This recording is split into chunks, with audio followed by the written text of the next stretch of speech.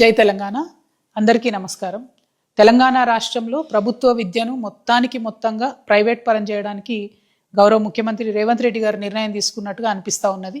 ఏదైతే తను విద్యా కమిషన్ రిపోర్ట్ తీసుకొని 27,000 పాఠశాలల్ని కుదించి 4,000కు చేస్తానని చెప్పినారో దాన్ని ముందు నుండి తెలంగాణ రక్షణ సేన వ్యతిరేకిస్తూ వస్తున్నది. ఇప్పుడు కూడా వ్యతిరేకిస్తున్నాం. అవన్నీ ఒక పక్కనైతే యంగ్ ఇండియా ఇంటిగ్రేటెడ్ స్కూల్స్ కడతామని చెప్పి ముఖ్యమంత్రి గారు ఒక్కొక్క స్కూల్ని దాదాపు 146 కోట్ల టెండర్తోని మరి వేయడం జరిగింది. అందులో 72 స్కూళ్లకు టెండర్ వేస్తే అందులో సగానికి సగం ఓన్లీ 2 సంస్థలకే, మెగా అనే సంస్థకి ఇంకొకటి కేఎంవి అనే సంస్థకి మాత్రమే స్కూల్స్ రావడం జరిగింది.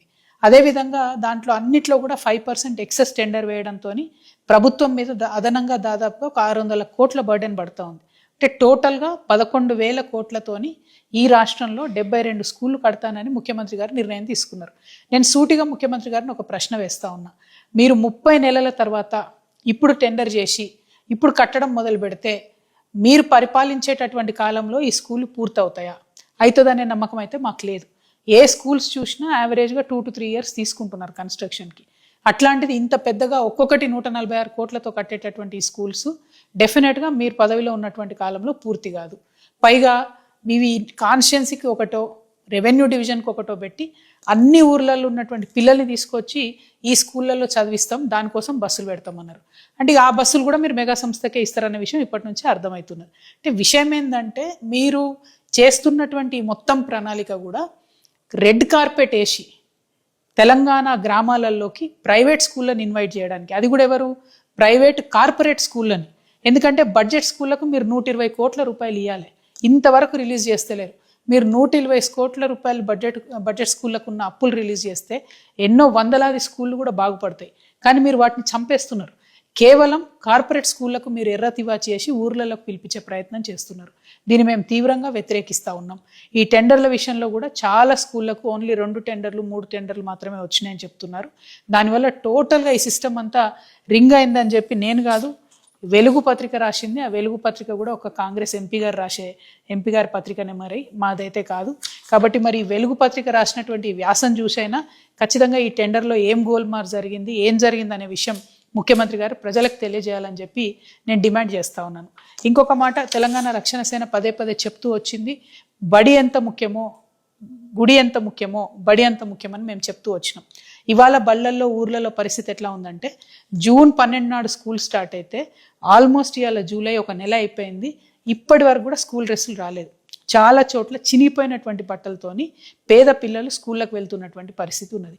మరి ఇది కరెక్టేనా? ఇది న్యాయమేనా? మరి ఇట్లాంటి సందర్భంలో మీరు ఇంకా మొత్తం ఉన్న స్కూళ్ళు తీసేస్తా 4,000 స్కూల్లే పెడతా అంటే మరి ఇప్పుడున్న టీచర్లు అందరిని ఏం చేస్తారు? మీరు కొత్తగా టీచర్ రిక్రూట్మెంట్ అనేది చేయరా? తెలంగాణలో టోటల్గా విద్య అనేటటువంటిది ప్రైవేట్గా ఇచ్చేస్తారా? ఇటువంటి అనుమానాలు కలుగుతూ ఉన్నాయి. కాబట్టి మేము మీ మొత్తం పాలసీని చాలా తీవ్రంగా వ్యతిరేకిస్తున్నాం. మీరే విద్యాశాఖ మంత్రిగా ఉన్నారు, మిమ్మల్ని ఇంకొక ప్రశ్న నేను సూటిగా అడుగుతా ఉన్నా.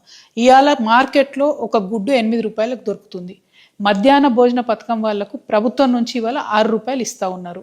మరి 2 రూపాయల డిఫరెన్స్ ఆ పేద వంట వండేటటువంటి వాళ్ళు ఎట్లా మరి వాళ్ళు ఆ డిఫరెన్స్ బేర్ చేస్తారు?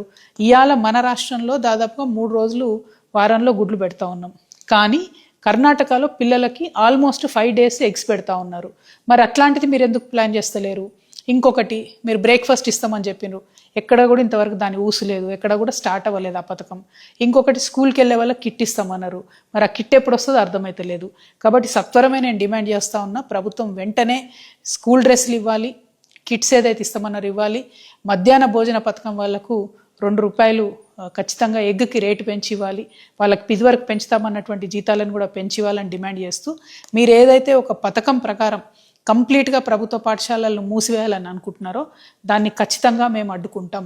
మీరు ప్రభుత్వ బడి జోలికి వస్తే మీ ప్రభుత్వాన్నే పడగొడుతుంది ఈ మొత్తం తెలంగాణ సమాజం కూడా. తెలంగాణ ప్రజల్ని కూడా నేను రిక్వెస్ట్ చేస్తాను, ఒక్కసారి ఆలోచించండి. మన ఊర్లో బడి ఉంటే మనం మేనేజ్ చేసుకోవచ్చు. మన ఊర్లో బడి ఉంటే కొంతమంది అయినా ఊర్లో బడికి వెళ్తారు.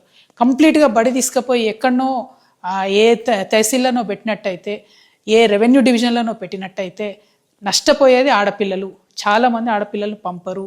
మీరు అట్లా స్కూల్స్ పెట్టిన తర్వాత బస్సులు డెడికేటెడ్గా పెడతారనే గ్యారంటీ లేదు. ఈ ముఖ్యమంత్రి గారు ఈ ఆలోచన అంతా చేసే కన్నా ముందే స్కూళ్ళను బంద్ పెట్టే ఆలోచనలో ఉన్నారు.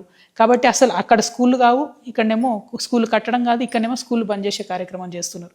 అల్టిమేట్గా నేను తెలంగాణ ప్రజలను కోరేది ఒకటే, ఏదైతే ముఖ్యమంత్రి రేవంత్ రెడ్డి గారు ప్రభుత్వ బళ్ళన్నీ కూడా ప్రైవేట్కి అప్పచెప్పాలని చూస్తున్నారో దీన్ని వ్యతిరేకిద్దాం. గ్రామ సర్పంచ్లందరినీ కూడా నేను రిక్వెస్ట్ చేస్తున్నా, మీ ఊర్లో బడి కనుక మూసేసేటట్టయితే దానికి వ్యతిరేకంగా తీర్మానం చేయండి. పేరెంట్స్ కమిటీ ఉంటుంది, నేను మిమ్మల్ని రిక్వెస్ట్ చేస్తూ ఉన్నా, బడి మూసేది ఉంటే దానికి మీరు వ్యతిరేకంగా తీర్మానం చేయండి. మధ్యాహ్న భోజన పథకం వాళ్ళు ఉన్నారు, మీతో పాటు మేము నడుస్తాం. గుడ్డు ధర పెంచేంత వరకు కూడా కొట్లాడదాం. పిల్లలకు 3 రోజులు కాదు 5 రోజులు కూడా ఎగ్గిచ్చే విధంగా ప్రభుత్వం మీద ఒత్తిడి తీసుకొద్దాం. ఇట్లా పిల్లలకు పౌష్టికాహారం ఇచ్చి మంచి చదువులు చెప్పాలి. ఉల్టా పని చేస్తున్నటువంటి రేవంత్ రెడ్డి సర్కార్ మాత్రం ఇది కరెక్ట్ చేయడం లేదు. ఈ టెండర్లో జరిగినటువంటి గోల్మాల్ని కూడా ముఖ్యమంత్రి గారు ప్రజలకు చెప్పాలి. పాఠశాలల్ని కాపాడాలి. ప్రభుత్వ పాఠశాలలు ఖచ్చితంగా ప్రతి ఊర్లో ఉండాలని మేము డిమాండ్ చేస్తున్నాం. Thank you. జై తెలంగాణ.